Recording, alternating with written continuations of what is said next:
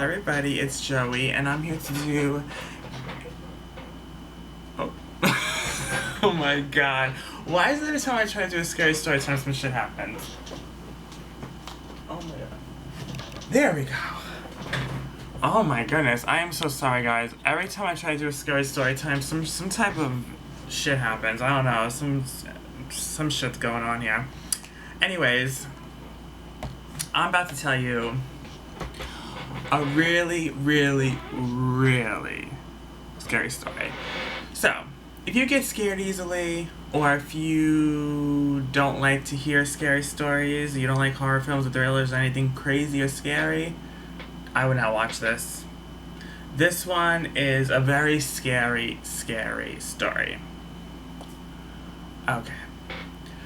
So, just right off the bat, my friends, I'm not using their real names. However, the Amish family that I'm going to be talking about in the story, I will be. Only because excuse me. Only because I know that they aren't going to watch this because they're Amish and they don't have electricity and they don't know my channel, they don't know who I am. So, you know, I'm going to use their real names. It's not a big deal. But my friends, I will go by different names. Okay, so say my friend Abigail, right? She was a good friend of me when I started Queensborough Community College back in 2010. It was the fall of 2011 though, so like a year later after we were friends. And she wanted to go to North Carolina to visit her family. And I said, yeah. I said, I'll go to North Carolina, why not? I said, it's a trip. She goes, we're going to be staying with the family. We have a big house. But everything else we're going to have to pay for. Obviously, we're going to have to pay for the gas. We're going to have to pay for food. We're going to have to pay for whatever we need on the trip, right? So she decided in September. It was like the beginning of September. It was right before, like, we just started classes. But she wanted to go for, like, I don't know, before the holidays or something. So it was like around like September, October. She just wanted to go and visit them. And we took her car. And then we also went with one of her friends. We'll call her what? Sarah. We'll call her Sarah. So Abigail's my best friend. Sarah is her friend. And then her Sarah's boyfriend Logan came along with us as well. So it was the four of us in the car driving to North Carolina, right? So we went to North Carolina. We had an amazing time. We did. I love the family. They were a very sweet family. But the story comes into play when we're coming back home from North Carolina. So we're coming back home from North Carolina, and we stop in the middle of PA because Abigail was the one driving, and she was just like, I'm just getting tired. I'm like, I know, Abby, but it's like 3 more hours until New York. Like, can't you just... She goes, no. She goes, I'm tired. I really am. And at this point, I didn't have my license yet. I didn't get my license until, oh God, sometime in 2012, and this was end of 2011. So I was just about to get my license. I got my license late in the game because, I took 4 driving exams until I passed. That's a true story. So yeah, excuse me. So we were driving back, and she wanted to stop.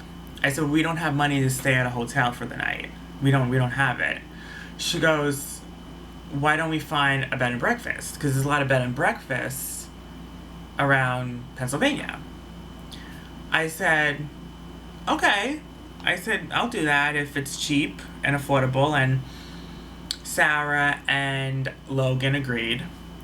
So we did end up finding some type of flyer that had like an arrow saying bed and breakfast very cheap, like $5 a person this way, and it was up a long sandy road. So we decided to drive up the road, and it drove up to this house. And at this point, we were in the middle of the Amish country in PA. So we get out of the car, we take our suitcases for the night, we roll up in front of the house. we knock on the door. A man answered.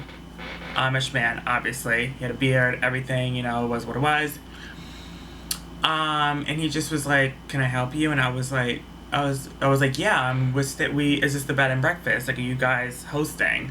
And they said, he said, "Yeah, this is the bed and breakfast. Why?" I said, "We want to spend the night." He goes, "Okay." He goes, "It's $5 a person." I said, "Okay." He goes, "There's only one bedroom though, and I see that there's 4 of you." I said, "Okay." I said, "Listen, Abigail had a blow-up mattress in her trunk. So we decided to take the blow-up mattress and have Sarah and Logan stayed on the blow-up mattress, and then Abigail and I stayed in the bedroom. So we were fine with just having one bedroom. We were fine with that. So we get in, and it's I never been in an Amish household before, so it was like a little weird. It was like something out of another dimension. You know what I mean? Like, there were no lights, there was no electricity. None of them had phones. They were dressed differently. They spoke differently. It's just a very different culture. It's a very different atmosphere. They had 2 kids, and the kids ran up. It was the kid's name was, what was the girl's name?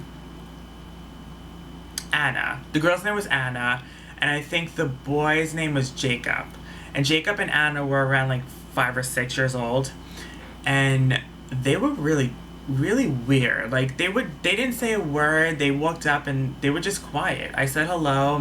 Abigail said hello. We all said hello, and they just stood quiet. And the man said, he just was like, they're just shy. You know what I mean? What was his name? Eli. The father's name was Eli, and the mother's name was Mary. Okay, so Eli just welcomed us upstairs and showed us to our bedroom. And he told us, he said, "Listen, dinner's going to be served in a little bit. My wife Mary's in the kitchen, and she's cooking the dinner. And, you guys should come down. Bedtime is blah, blah, blah, around 8 o'clock at night." Since it was the weekend, they decided 8 o'clock, but normally they go to bed at 7, I think, that he said. And then he said there is an outhouse in the back, and you can use your business out in the back in the outhouse. I was really upset about that, because, I don't want to use an outhouse. I never used an outhouse before. He goes, "There's no showers, but there is a bowl and a washcloth to wash up or whatever, freshen up before dinner or before bed." We said, okay. We said, whatever, $5 a night, $5 $5 is very cheap. We can afford this. It's fine. It's just one night. And the house was clean. You know what I mean? It wasn't like it was a dirty house. It was a very clean house. It just was we weren't used to that type of lifestyle. So we finally went downstairs around dinner time. First, we went in the outhouse before dinner, and we used the bathroom, and oh god, first of all, there was not one animal inside, which I thought was weird as well, because I'm like, this is a farm. They lived on a farm. They had a huge property. I'm like, where is your animals? I'm like, it's not that cold out yet, right? It's the beginning of fall. So we got down to dinner, and she had this meal set up. It was pot pie and chicken and this whole thing, right? This whole meal. And my friend Abigail had a low-cut top on. And Mary went, "You need to change. That's not appropriate in our household. You need to change your shirt right now." And she's like, "Oh my god, I'm so sorry." And I felt so bad for Abigail because she didn't mean to offend anyone, but she did have a low-cut top. So she ran upstairs and put on one of Logan's, Sarah's boyfriend's, t-shirt to go over her top, so nothing was showing. So we sat down at dinner, and we noticed this portrait of this family hanging above the wall of the dining room. It was an Amish family, but it wasn't them. It was a different Amish family. So we thought it was maybe their ancestors. So we asked. They were like, no. They were a family who lived here a long, long time ago. They died in this house. They were hung by villagers. And we kept the picture up because we wanted to just show respect to a fellow Amish. They were killed and they were hung in this very household. And that gave me the creeps. I was like, ooh. I was like, are you serious? This people were hung in this household. I was like, oh my god. We were really nervous about this whole thing. Like, everything was scaring us, right? So then, Logan, Sarah's boyfriend, was cutting up the meat. And he cut himself. He cut his finger and he said, oh god damn. And then Eli, the husband, was like, don't you dare use the Lord's name in vain in our house. Literally, like, she yelled at him and he scolded him. And he said, I'm so sorry, sir. I didn't mean it. So this family was getting weird. And the kids didn't say anything. They were still mute. They did not say one word. And that was what was creeping me out more than anything, was that they weren't talking. They didn't say nothing. So we were just eating and trying to be as polite as we could be. We were just like, you know, thank you for having us, blah, blah, blah. Like, this was very nice of you. And it was just a very awkward dinner. It was a very, very awkward dinner. So she said to us, Mary said to us, she said, listen, we go to bed tonight at 8 o'clock. You have to be in bed by 8. If you're not, then you need to leave. Because we don't have anyone up past 8 in this house. And we said, it's fine. We had a long drive anyways. Sleeping at 8 is fine. Going to bed at 8 is fine, right? So we go upstairs after dinner. We were just talking, like, oh, this is so weird or whatever. And then the Eli did tell us, he said, listen, your phones are fine, we just don't want to see them. So if you're in your own bedroom, in your own space, you can have your phones out, but when you're around us, we don't want to see your phones. So we were fine with that, because we were like, okay, fine. Like, we don't need to have our phones on us every 2 seconds. Like, we can leave them in the bedroom, and we go in the bedroom, we can use our phones. So we went in the bedroom, we were using our phones. We were just, like, texting people. We were like, oh, this is like we're in a weird bed and breakfast right now. We've never done anything like this. It's very creepy and weird. Blah, blah, blah. So Sarah and Logan blew up the mattress, and it was around 7:30, and we're like, whatever, we'll just go to bed right now. We'll get an early start, right? We'll leave first thing in the morning, because everything's just been creeping us out, right? Well, it got worse. It got way, way worse. So, I did not see this. Abigail's the one who told me this afterwards. But she told me she went up. We were, like, asleep. It was really dark. She left the house to go out and smoke, because she was a smoker. She went outside to smoke, and she saw lights on in the barn. So she walked to the barn, and she saw all 4 of them, the 4 family, the mother, daughter, son, and father, sitting around a circle in the barn with candles lit around them. And they were like, I don't know, they were like kneeling, and like they looked like they were praying, but they were also, Abigail told me that they looked like they were just like it didn't look like normal praying to her. And it seemed like it just was a weird place to pray, and the way that those candles were circled around them was very creepy. So then the husband startled her, because the husband came from behind the barn and startled her while she was smoking. And he goes, what are you doing? And she told me she actually took the cigarette out really fast and put it on the ground and stepped on it. So she felt like Eli did not see her smoking, thank God.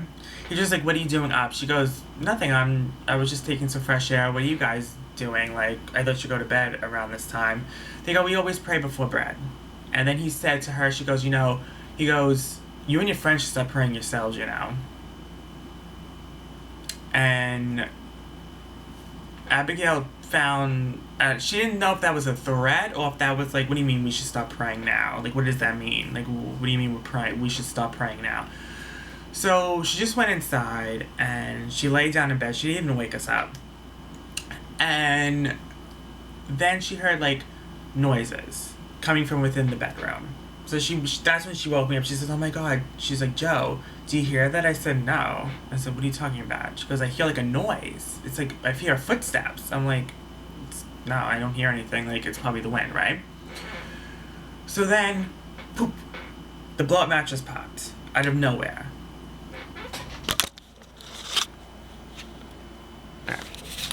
Just had to check, sorry guys. The blow-up mattress popped out of nowhere. And we were like, we were like, shit. So we turned on a flashlight on our phone, and we were like, what the hell happened? What the hell happened, right? And then there was a lantern that we lit. She had a match and she lit it from, she smokes, so she had a match and she lit the lantern and that lit up the room. So it lit up the room and we saw that there was a hole in the mattress. But we said, how did that happen? Like, did it deflate? Like, what happened? And we thought it was because of Sarah, because Sarah was a big girl. So we thought Sarah was the one that deflated the mattress because she's just a big girl, you know what I mean? But we noticed a hole in the mattress, like someone stabbed it with a knife. So Sarah decided, I don't know, she walked out of the room to go see if anyone was outside, and she saw the son standing below the staircase. Like, she didn't see what was behind his back, but she saw that he had something hiding behind, like he had his hand behind his back like this. And he was just staring at her, like a dead stare, in the dark at the bottom of the staircase. And my friend and Sarah told me she just was like so startled that she ran back in the bedroom. And Abigail was like, "Oh my God, like this I don't know, this place is just creeping us out. This is like really creeping us all out." So Abigail decided to go down to get something to drink. Because she's like, you know what, I just need something to drink, I need a glass of water, I just need to calm down, because, like, everything's just making... We were on edge. We were just on edge. She went down to get something to drink, and she noticed something on the kitchen table. It was a book. And she took out her phone from her flashlight from her phone, and she lit it, she put it on the book. And it was a book of spells. It was a witchcraft book. And the page was bookmarked on a spell of possession, of how to possess people. So Abigail was reading the pages, and she's like, she was noticing this is a book of witchcraft. Like this family they're witches. They probably worship Satan. What she saw earlier in the barn was probably them worshiping the devil or doing some type of seance. I don't know. And just the fact that the husband told her, "You guys should stop praying now," really scared him. We all thought that they were trying to either possess us or put a spell on us, or they were trying to do something, right? Immediately, Mary startled her from behind. She's like, "What are you doing up?" Abigail turned around and said, "I just wanted a glass of water." She goes, "Well, you should be in bed. This is too late right now. This is too late. Like, you guys should be in bed right now." And she goes, "Well, I saw your son up. Like, he was up." Well, no. My friend Sarah said she saw your son up just a few moments ago, and I thought should be in bed. And she goes, "No, it's not true. He's fast asleep in his bed right now. He has not woken up in an hour or so. He's not been out of his room." I don't know. Everything was just getting weird. So she said, "Okay, I'll just go upstairs back to bed," right? So she went upstairs and she told us what happened. She says, "Listen, I saw a book of spells. These people are witches. We need to leave. We can't stay here another moment," right? That's what we did. We fucking booked. So we took our stuff. We left the blow-up mattress there because it had a huge hole in it. We think that and it's so crazy to say this, but we think the son had a knife, and he had a knife behind his back, and he crept into our room and stabbed the mattress. That's what we think. Still to this day, we think that that's what happened. We left so fast, all four of us. We booked back into our car. We were like really scared. We're like, what happens if maybe they stabbed our tires or something? Like, maybe this is a crazy family. They all seem crazy. Even the children. They must have taught their children how to be crazy. I don't know. Like, I've never seen an Amish family like this before in my life, and I know I had been to the Amish country before, sightseeing, and I've never met an Amish family like this. I was really creeped out. So we all left, and we were scared. Like, Abigail was literally shaking the whole time driving back home. She's like, I'm just driving back home. It's only 3.5 hours. Who cares? I'm driving back home right now. I need to be home. I can't be away from my house anymore. I can't. This night was really scary, and I just need to be home. And I said, I don't blame you. So we just drove home. We drove home through the night. We drove straight home. We got home around, 2 o'clock in the morning. But we didn't care. As long as we were away from that family.